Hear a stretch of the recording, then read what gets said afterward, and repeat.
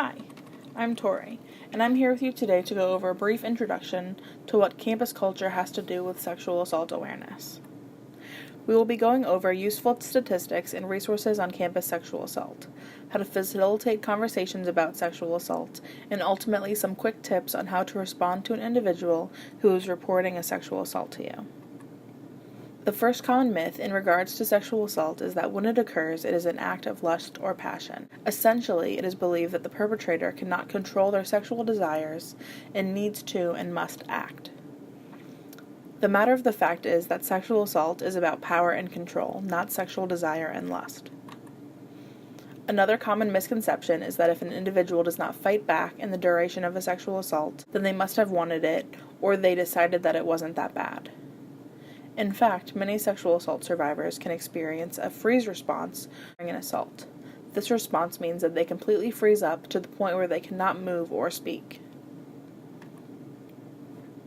Many still believe that when a sexual assault is reported, that the individual is looking to get attention, is lying about their rape or assault, or is looking for revenge. This is due to a lot of media attention to false reports that are made. But in reality, only 2 to 8% of all rapes are falsely reported. This percentage is equivalent to the false reporting rates of other felonies. In many relationships between partners and spouses, it is believed that sex is a duty to their relationship. So when an assault occurs, it isn't identified by either party as an assault. In fact, 1 in 10 women have experienced rape from an intimate partner or spouse in their lifetime. In media and pop culture, there is an image or perception that when a rape or sexual assault occurs, it is in public, at night, or in an alley outside of a home. In actuality, 55% of rape or sexual assaults occur in or near the individual's home, and 12% on average occur at or near the home of someone they know.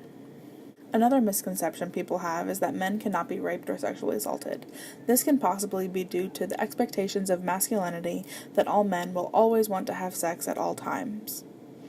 In reality, on average of 1.5% of all men have been raped, and 47% of bisexual men have experienced some form of sexual assault in their lifetimes. These statistics are low because they are taken from actual reports. These statistics may increase as reporting increases over the years. The rates of people with disabilities that experience sexual assault are double the rates of people who do not have documented or registered disabilities. Another common thought or phrase that people say is that nothing can be done about preventing sexual violence as a bystander. On some level, there is always something that can be done as a bystander to help prevent sexual violence. The link we included on the slide provides some ideas and roles that you can fulfill as an active bystander. There are a variety of ways that you can do this within your own comfort level.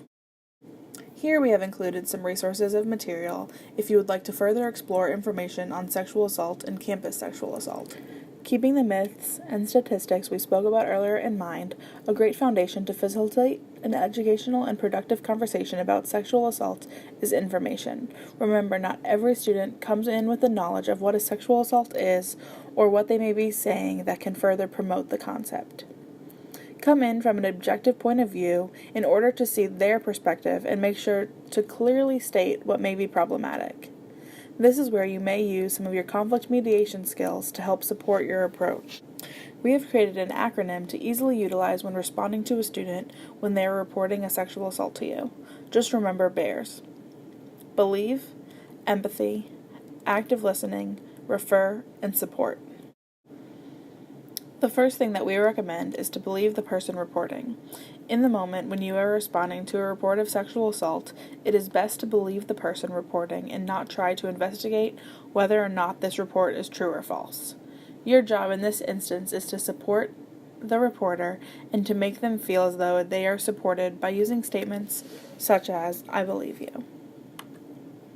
Empathy is the most useful tool that you can possess in your student staff toolbox. This is through trying to understand the feelings and perspective of the individual that is reporting to you. This can be done by thinking, how would I feel if I was going through this experience? Active listening comes with proper body language and responses. This means that you are looking at the person reporting, you are nodding your head to indicate you are understanding what they are saying, and you are responding in ways to confirm the content and the details that they are giving you. Remember, when you respond, you are not asking questions to investigate the matter. You are simply there to support the student and gain details needed for the report that you will have to make. Make sure you know the resources on campus to support the student further. If they wish to make a criminal report, connect them to UCAPD. Our counseling center offers a support group for those that experience sexual assault and are willing to openly express their stories. Other resources would include our health services. They can get a medical checkup for STIs, as well as they are an additional confidential reporting source.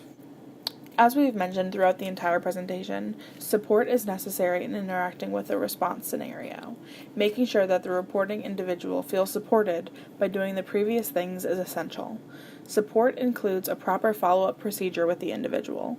Be sure to check in with the student and let them know that if they need anything else, that you are available to support them. Make sure to complete this module by finishing and submitting the Campus Culture and Sexual Assault Assessment in the Blackboard folder.